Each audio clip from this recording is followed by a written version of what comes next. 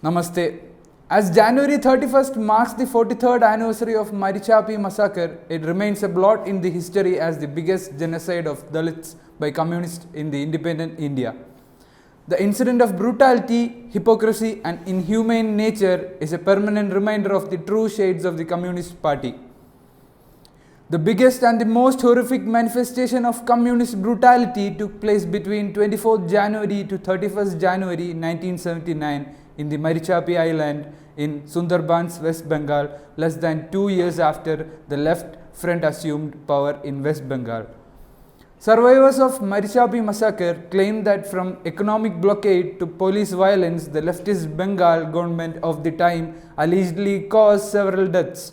While the official's record states that there were only 10 victims, although survivors claim thousands of people were killed during that time. Here are some horrifying accounts of the incidents. The 1971 Liberation War of Bangladesh, then known as East Pakistan, had caused a massive flood of refugees from Bangladesh.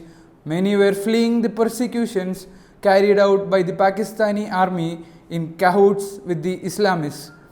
The relatively well-off managed to flee to safety in West Bengal, but it was the poor, the Dalit Hindus, who had to face the double whammy of Pakistan army and the poverty.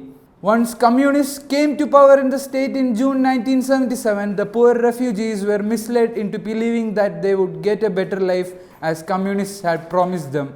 Little did they know that a state-sponsored massacre was waiting for them.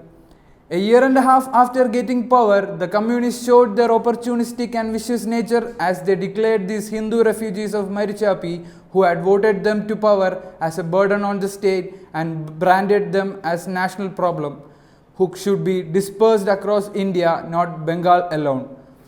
The mass killing program commenced on 24th January 1979 with the abduction of young men and blocking the supply of food, water and other essential commodities to the islands.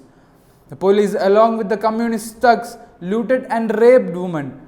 The instances of communist horror range from killing around 13 people who consumed water from wells poisoned by them to beheading 15 children who were preparing for Saraswati Puja and desecrating the Murti of Ma Saraswati, perhaps the most horrific instance of the communist brutality and their rabid Hindu phobia.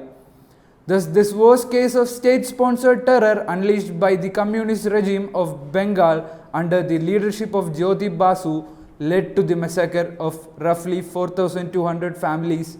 It was a saga of deceit and deception of wily communists, leading to the biggest human genocide in the history of Bengal post-independence, which people have compared with Jallianwala Bagh massacre.